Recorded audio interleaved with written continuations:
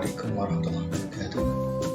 Bismillahirrahmanirrahim. Wassalatu wassalamu ala Rasulillah Sayyidina Muhammadin wa ala alihi wa ashabihi wa ala ba'du. Anak-anakku, alhamdulillah pada kesempatan hari ini kita masih diberikan panjang kesehatan sehingga dapat berjumpa kembali untuk melaksanakan pembelajaran dalam hal ini pendidikan Pancasila dan kewarganegaraan. Alhamdulillah kita memasuki bab yang kedua nanti yang akan kita bahas bersama-sama. Sebelumnya mari kita berdoa kepada Allah Subhanahu wa taala dengan bacaan surah Al-Fatihah. Mudah-mudahan pembelajaran pada kesempatan hari ini benar-benar mendapat ridho dari Allah Subhanahu wa taala sehingga Allah berkenan memberikan manfaat, memberikan berkah, menjadikan kita semuanya dan kalian adalah anak-anak yang soleh dan soleh. Amin ya rabbal alamin. Al-Fatihah.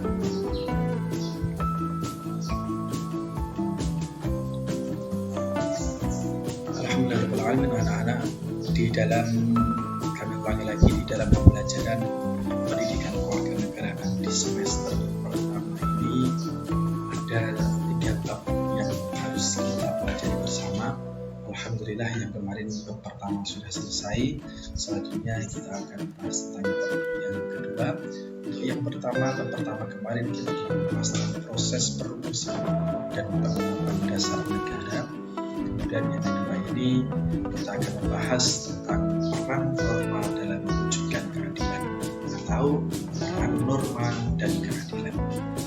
Anak-anak yang saya cintai, silahkan kalian perhatikan di situ ada gambar sepak bola, olahraga yang tidak asing bagi kita semuanya. Perhatikan gambar di atas. Ada sebuah analogi yang terangkan di bawahnya, yaitu tindakan tegas wasit semata-mata untuk memberikan peringatan kepada pemain agar tidak melakukan pelanggaran lagi. Peraturan sepak bola merupakan contoh bentuk penerangan. Lantas, apa yang dimaksud dengan norma? Apa saja norma yang berlaku dalam kehidupan masyarakat? Alhamdulillah, anak-anak, dari gambar tersebut nanti kita akan mengetahui apa yang disebut dengan norma dan apa saja norma yang berlaku dalam kehidupan masyarakat. Tujuan pembelajaran yang akan kita bahas pada kesempatan pertama ini, yang pertama, setelah menganalisa gambar tentang pelaksanaan norma melalui kegiatan tersebut, peserta didik mampu membedakan antara perilaku taat dan perilaku melanggar norma dengan tepat. Kedua, setelah membaca sebuah cerita, peserta didik mampu menanamkan sikap patuh terhadap semua peraturan dengan baik. Yang ketiga, melalui pengenalan teknologi, peserta dapat mengakses berbagai informasi terkait norma dan keadilan dengan memanfaatkan berbagai aplikasi. Yang terakhir, setelah memahami materi pembelajaran tentang peran norma dalam mewujudkan keadilan, peserta didik mampu memahami berbagai peraturan dalam kehidupan sehari-hari dengan baik. Yang akan kita bahas pada kesempatan ini adalah bab 2, secara langsung kita akan bahas. Nanti yang pertama adalah norma dalam masyarakat, yang kedua pelanggaran norma, yang ketiga arti penting dan norma dalam mewujudkan keadilan, dan yang terakhir adalah pelaksanaan norma. Sebelum kita mengetahui lebih lanjut, alangkah baiknya kita mengetahui tentang hakikat dan tujuan norma. Norma adalah petunjuk atau patokan perilaku yang pantas dan tidak pantas dilakukan oleh individu. Kemudian tujuan norma bertujuan mengendalikan perilaku individu dan mencegah pengaruh negatif masuk dalam kehidupan masyarakat. Jadi bisa diartikan norma adalah aturan petunjuk yang berlaku di dalam masyarakat yang bertujuan mengendalikan perilaku individu sehingga dapat mencegah pengaruh negatif masuk dalam kehidupan masyarakat. Kemudian ciri-ciri norma adalah ada 4. Yang pertama adalah hasil kesepakatan bersama. Yang kedua, tertulis dan tidak tertulis. Yang ketiga, adanya sanksi. Yang terakhir adalah bersifat dinamis.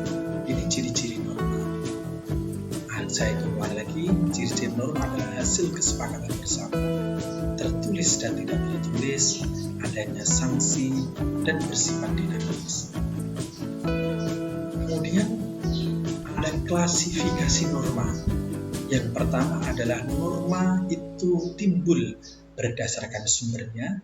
Yang kedua, norma itu ada berdasarkan daya pengikatnya. Yang ketiga, norma timbul atau norma ada berdasarkan bentuknya. Yang kita bahas adalah norma berdasarkan sumbernya.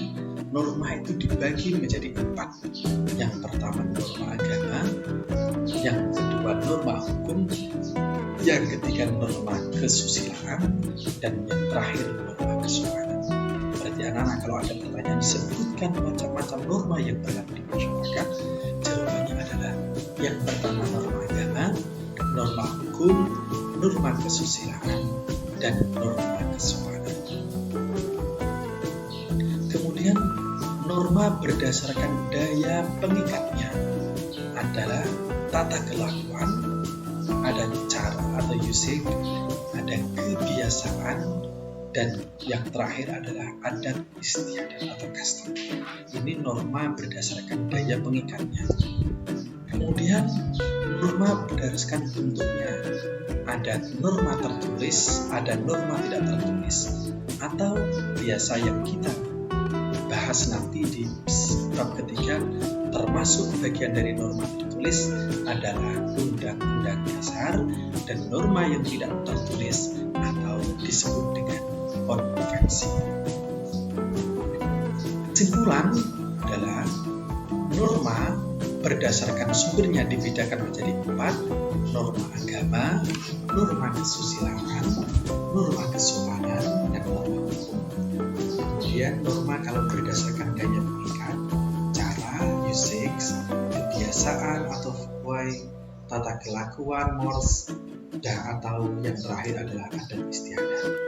Kemudian berdasarkan bentuknya, norma dibedakan menjadi 2, yaitu norma tertulis dan norma tidak tertulis. Yang keempat adalah fungsi norma. Apa itu fungsinya norma? Yang pertama, norma adalah petunjuk arah dan pedoman dalam bersikap dan bertindak. Jadi fungsi aturan atau tingkah laku itu adalah petunjuk arah dan pedoman dalam bersikap dan bertindak. Yang kedua, mencegah benturan kepentingan dalam kehidupan bermasyarakat. Saya ulang lagi, mencegah benturan kepentingan dalam kehidupan masyarakat. Coba kita bayangkan seandainya di dalam masyarakat tidak ada norma, tidak ada aturan yang mengikat, baik itu norma agama, norma hukum, norma kesopanan, dan norma kesusilaan, pasti benturan kepentingan dalam masyarakat akan semakin ada, akan semakin marak. Maka fungsi norma adalah pencegah benturan kepentingan dalam kehidupan masyarakat. Yang ketiga, benteng, perlindungan bagi keberadaan masyarakat. Yang keempat, menciptakan ketertiban dan ketentraman. Yang kelima, memberikan rasa keadilan dan kepastian hukum. Kemudian, manfaat menjalankan norma dalam masyarakat itu apa? Mengapa kita harus menjalankan? Apa manfaatnya bagi kita? Manfaat bagi keluarga kita, manfaat kepada masyarakat kita, bahkan manfaat kepada bangsa dan negara kita. Yang pertama, menjaga kebudayaan masyarakat. Yang kedua, mencapai integrasi sosial, mewujudkan keteraturan sosial, mengendalikan perilaku individu, melindungi orang yang lemah. Itu adalah manfaat menjalankan norma dalam masyarakat. Kemudian, pelanggaran norma. Pelanggaran norma ketika ada konflik, ketika ada hal-hal yang tidak diinginkan dalam lingkungan keluarga, sekolah, masyarakat berbangsa bernegara, ada faktor penyebab pelanggaran norma. Yang pertama, proses sosialisasi yang tidak sempurna, artinya bahwa masyarakat tidak sadar diri akan pentingnya aturan yang berlaku di dalam masyarakat. Yang kedua adalah pengaruh lingkungan. Yang ketiga, kebutuhan ekonomi. Yang keempat, ingin menjadi individu yang bebas-bebasnya tanpa memperhatikan kepentingan orang lain. Yang keempat, longgarnya penegakan atau pelaksanaan norma. Yang terakhir adalah sikap mental. Akibat melanggar norma dalam masyarakat, keretakan hubungan antar kelompok masyarakat sudah pasti. Perubahan kepribadian pada individu seperti timbul rasa dendam, benci, dan saling curiga. Kerusakan harta benda dan hilangnya jiwa manusia. Yang keempat adalah dominasi yang mengarah pada penaklukan salah satu pihak dalam konflik. Sekarang upaya pencegahan pelanggaran norma untuk menciptakan keadilan apa saja?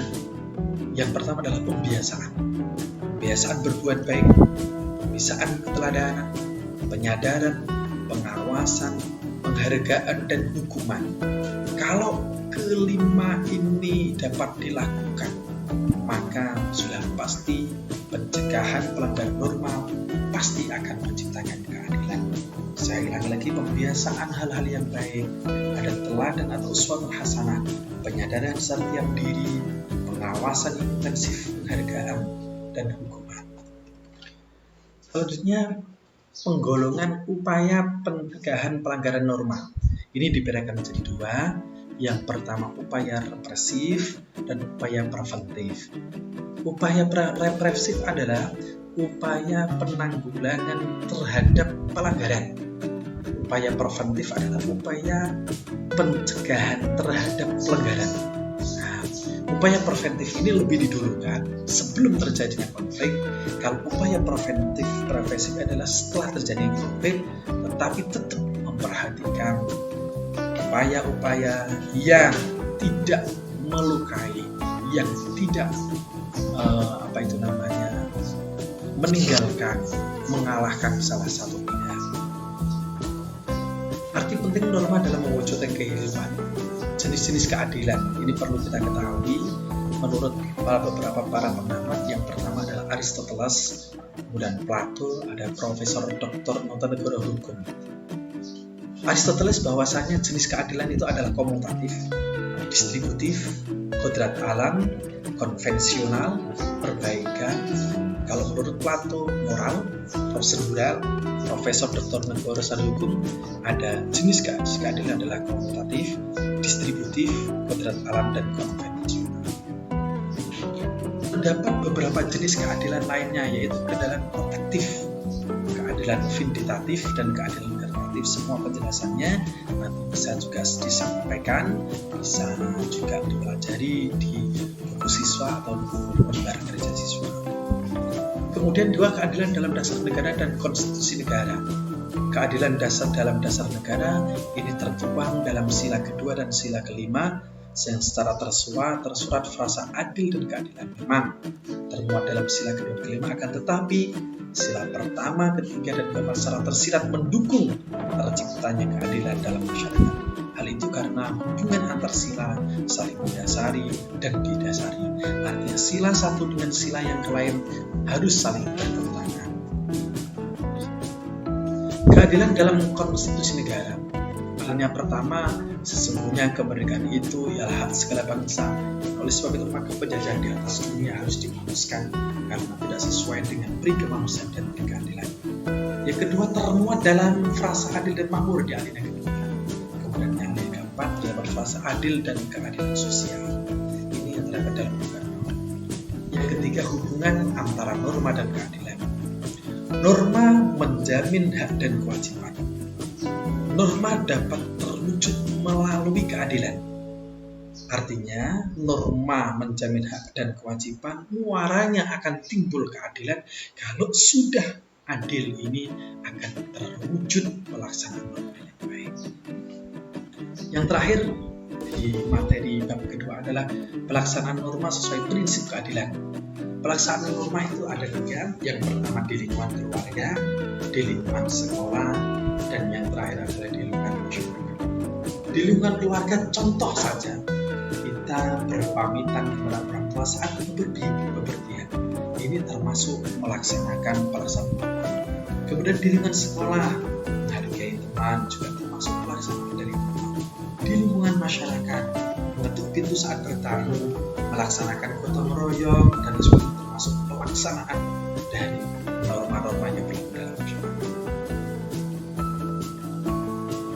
Demikian di bab yang kedua ini telah kita bahas bersama. Untuk tugas nanti hanya diperhatikan di videonya, kemudian nanti tugasnya kita kirim melalui aplikasi chat atau jaringan lain. Demikian, mudah-mudahan bermanfaat, mudah-mudahan senantiasa kita diridhoi oleh Allah Subhanahu wa taala sehingga kita, keluarga kita mendapatkan nikmat dan keberkahan manfaat dunia hatta akhirah. Amin amin ya rabbal alamin.